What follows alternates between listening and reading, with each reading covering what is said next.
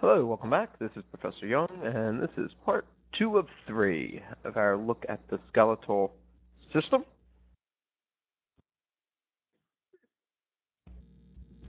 During the first part, we kind of looked at a brief introduction into what the skeletal system is and its functions and responsibilities. And including that, we took a look at it at the biochemical layer level, as well as the cellular level, and our understanding of osteoblasts and osteocytes and osteoclasts, and how exactly they all tie in and fit together and what their role is. During this session, we're going to focus a little bit more on the gross anatomy of the bone, and looking at the difference between what we would refer to as being dense bone versus spongy bone. And so that's kind of where we're going with this one. And in the third Wimba session, what will follow this one, we will focus on growth and remodeling of bone. And so they kind of lend each other to their own little separate Wimba sessions. So why don't we go ahead and get started. As always, I will encourage you to jot down questions as we go through this presentation. And remember, you can always back up to a slide and restart that slide, or even fast forward the slide as well. And so with that said, let's start our look at the gross anatomy of bone. Please keep in mind that there are two types of bone that we have within the body. We do have dense bone, which is also referred to as compact bone. You will notice that I will quite often switch back and forth between the terms that I use for dense bone and or compact bone. Structurally, our dense bone are our long bones. And so what we are looking at here are things like your femur or your radius or your tibia. Your humerus is also one. Your ulna and your fibula also count as long bones. And these are bones that have, within the shaft, yellow bone marrow. And we've talked a little bit about yellow bone marrow already in other Wimba sessions, as well as in class and the learning modules and everything else. So I think you have a decent understanding of what that yellow bone marrow really looks like. Spongy bone we have not spent a whole lot of time discussing. Spongy bones are found on the ends of the long bones. So the heads and the condyles of these long bones, as well as flat bones. Now, when we talk about flat bones, we are specifically talking about cranial bones,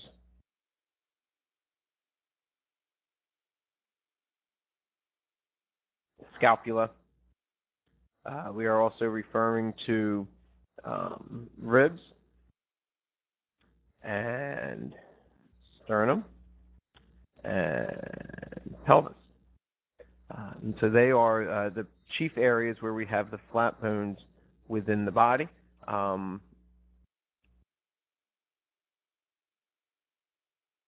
within the spongy bones, within these flat bones, we have red bone marrow. Now, keep in mind that within this red bone marrow is where we have hematopoiesis, or this production of red blood cells that is happening. The structure of dense bone is what you have looked at in lab, and it's what we typically talk about when we refer to bone in general. We have units of bone that are broken up and organized according to an osteon. Sometimes you will see this term being referred to as a Havasian unit. Right? Just know it's all the same thing. And this is nothing new. I think we are quite used to the terms and the locations of a central canal, the concentric lamellae, all right, which are the older rings of bone. We also have the calcified bone. Within the concentric lamellae, we've got the lacunae, and we've got the canaliculi. One of the things I don't think we have spent a lot of time discussing is that interstitial lamellae. And so you have an osteon. You've got your osteon right there, and you've got another osteon maybe right there, and another osteon right there. Well, what is that space that is between the osteons? Well, that space is what we refer to as the interstitial lamellae. And that's the interstitial lamellae. And so if we look at this from a picture perspective, and again, this is nothing new. This is all stuff I think that you have seen or should have seen at some point in time before. Right? Notice here you've got your central canal. Right? You can very clearly see the concentric lamellae that is surrounding that central canal. And if you look just outside of the central canal, you will see a ring of very dense bone that doesn't quite look like anything else, and that would be your new bone that is forming. Of course, within this here, we also have your lacuna right there, and we also have the canaliculi. That would be right there. That's those little fractured cracks almost like that, remember, connects the lacuna to the lacuna. And so all of that put together, the central canal, the concentric lamellae, the ring of calcified bone, the lacuna, which houses the osteocytes, and the canaliculi, all make up the osteon. The space in between the osteons, so if we kind of come over in here and look, right, there's one and two and three. There's three osteons right there. The space that is found right in here that is separating out those osteons is what we refer to as that interstitial lamellae. Notice that it still does have lacunae in it. There are still osteocytes in there, and they still almost kind of form vertical or horizontal lamellae, right? These layers of older bone. So that's what you've been looking at both in lab and what we've talked about in other avenues as well. Now, how does that compare to the overall structure of, let's say, your spongy bone? Well, again, spongy bone is found in the ends of the long bones as well as within the flat bones. We're going to talk more about this in a little bit. But what you are looking at here is typical spongy bone. All right. Now, if you think of a regular sponge, you know that that sponge is porous. It's got areas where the sponge forms interlocking sponge areas, and then you've also got these holes that are formed within it as well. Well, in here, the holes would be filled with red bone marrow. The holes of a normal sponge would be filled with red bone marrow.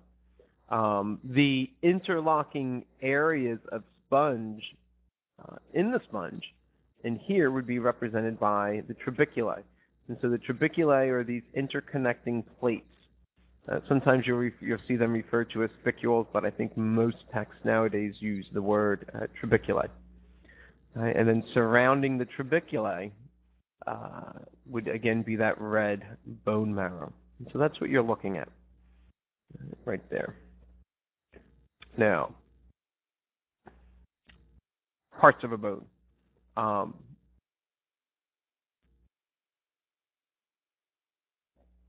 Anatomically speaking, long bones and flat bones, compact bone and flat bones, have varying organization. Their gross anatomy is different. Some bones are a mixture of both of them, and that's okay as well. We're not concerned about the exceptions to the rule here. What we're concerned about is, let's take the normal, let's take our long bones and let's take our flat bones, and let's compare the two of them side by side and see how they differ from one another. And so with a long bone, what we have here are a couple key areas. The shaft of the bone, the major area where compact bone is going to be the principal type of bone, is what we refer to as the diathesis. Now, within the diathesis is this term, the medullary canal. And so it is within here, where this line's going in at, where we have yellow bone marrow. That's where the adipocytes are going to be. Now, interestingly enough, in juveniles, in infants, and toddlers, yellow bone marrow does not, or I should say the medullary canal of the diathesis does not start out as yellow bone marrow. It starts out as red bone marrow. And the reason for that is because of the rapid rate of growth that we see within infants and toddlers and juveniles. They need a higher supply of blood. Because they're growing at such a fast rate, that volume of blood needs to also keep up the pace with that. And also, very often, the younger you are, the less, the shorter of a lifespan those red blood cells have, and so they just need to be replaced more frequently. Excuse me. And so within that medullary canal located within the diathesis, in adults, it is yellow bone marrow. In children, it is red bone marrow. If we draw our attention to the ends, right in here, this is where we have red bone marrow. So it is in here where we find red bone marrow. Right? This is going to be your spongy bone. Right? Now, the areas where the spongy bones are located are what we refer to as being the epiphyseus. And notice that there is a proximal epiphyseus and a distal epiphyseus. And where the epiphyseus and the diathesis meet is what we call the metaphysis. Now, I'm not as concerned that you know the metaphysis as I am that you know definitely where the epiphyseus and the diathesis are located. So make sure you can at least identify the areas of the long bones where those two structures meet or are located. The other thing that I will mention is that within the epiphyseus, we have regions of bone that are not compact bone and are not spongy bone in infants, toddlers, and adolescents. Instead, what we have is we see areas of cartilage. Okay, now again, that cartilage is located within the epiphyseus. And the name that, or the term that you guys are probably more so used to are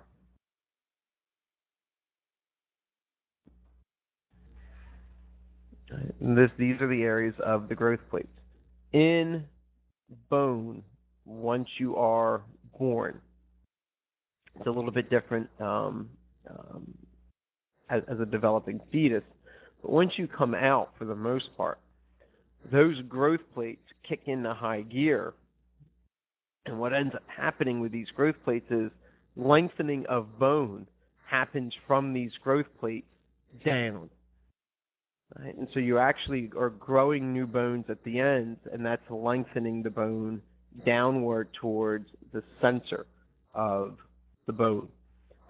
These growth plates, these epiphyseal plates or epiphyseal discs, are cartilage-based because, as we're going to find out in the third session, it's that cartilage that's going to give rise to new bone.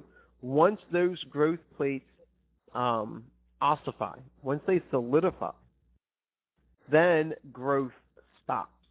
And so it's not until you're about 18, 19, 20, 21, 22, 23 years old where we see ossification of that cartilage disc, of that cartilage line, where that bone, that area, that growth plate goes from being cartilage-based to bone-based.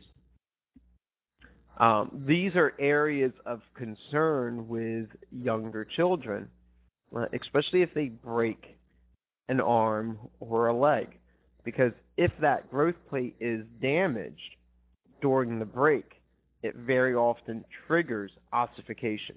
And if that bone ossifies, if that epiphyseal plate ossifies, growth is going to stop within that limb. And that's not what we want. And so there are some concerns within there that may very well happen. Not that we want it to happen, but that it does happen. And so that's the basic divisions of your long bones. Again, the key structures here are the epiphyseus and diathesis. Know that within the diathesis you have mainly compact bone, and it's also where the medullary canal is found. And within that medullary canal, within adults, we have yellow bone marrow. Within children, we have red bone marrow. And within the epiphyseus is where we have the spongy bone and the red bone marrow.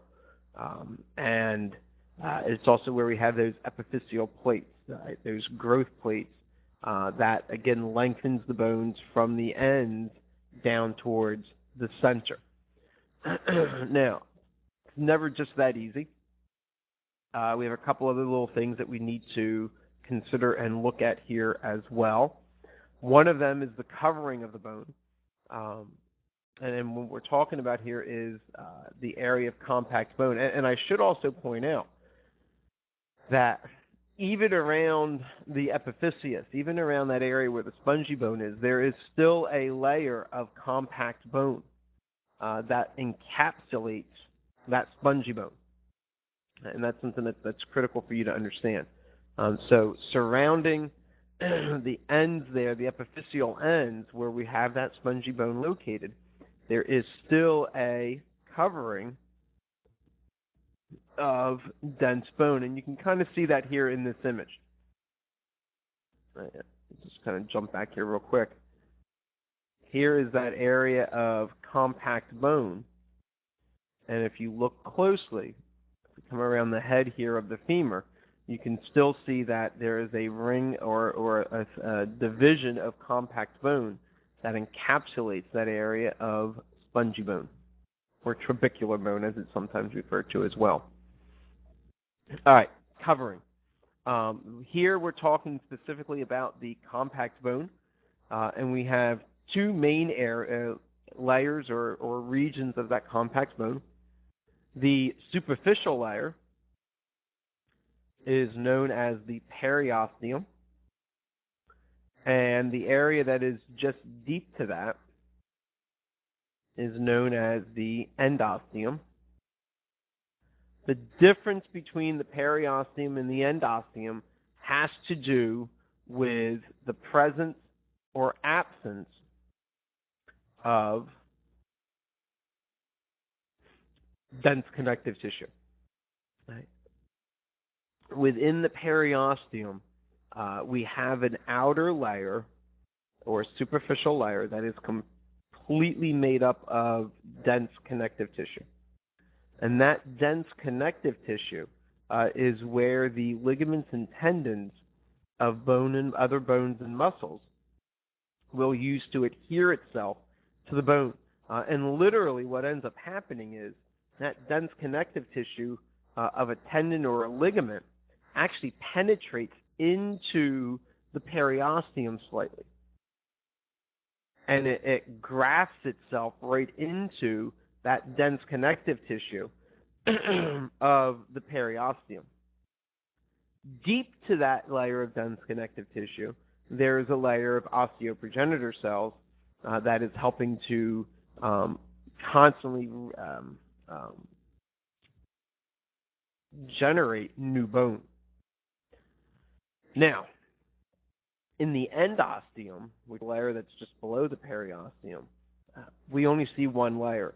We simply see a layer of osteoprogenitor cells with no layer of dense connective tissue. And that kind of makes sense. It's deep. We know that all of the attachments are going to happen superficially, and so the deeper you go, there's less of a reason to have that dense connective tissue present. And if we look at a picture of it, this is exactly what we are seeing here. And so if we were able to zoom in, which we are unfortunately not,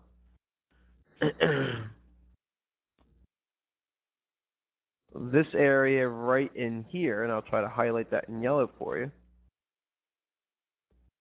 that layer right there is the periosteum. Right? That's going to be that deep layer. That's going to be that superficial layer that is found. Now, as part of that, remember we said we had a superficial layer that was more made up of connective tissue, and so that layer is right there. Right, and so there's layer 1 and layer 2 of the periosteum, and then laying right on the inside of the bone right there is the endosteum. And so the periosteum is made up of that layer of osteoprogenitor cells to produce compact bone, as well as that superficial layer that is made up of dense connective tissue. And then deep to that, almost like it's lining the medullary canal, is the endosteum. And then you can see very clearly there the medullary canal. You can also see where the spongy bone is, where the trabecular bone is. And so this kind of gives you that complete view of what it is that we are looking at here. Keep in mind that it is within that medullary canal right here where we have yellow bone marrow.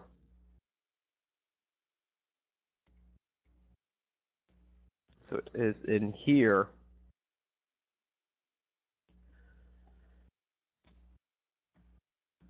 where that yellow bone marrow is located, whereas it is in here inside of the epiphyseus, or that spongy bone, where we have red bone marrow that is located. And last but not least, we have our flat bones that we need to at least consider for a couple seconds. Again, I've said this before, the flat bones are going to be the site of hematopoiesis. They're going to contain that red bone marrow. The spongy bone found within the flat bones, and it's kind of sandwiched in between a couple layers of compact bone. That spongy bone is what we call the diploe.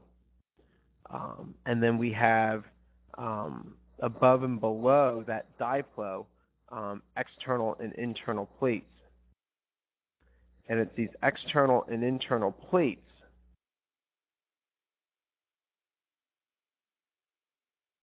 that is actually made up of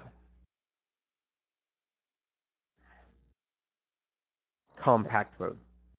And so that spongy bone gets nestled in between these protective layers. And really, for our purposes, that kind of wraps up our look at the overall structure of bone, the gross anatomy of it. There's not a whole lot of detail there. Our next WIMBA session, which will be available to you pretty soon, is going to look at the growth of bone. How exactly do we lengthen bone? How do we equalize bone growth out? And what are some of the challenges that we face when that's not done in a proper way? And so this concludes part 2 of 3 of the skeletal system. And again, if you have any questions, please just let me know.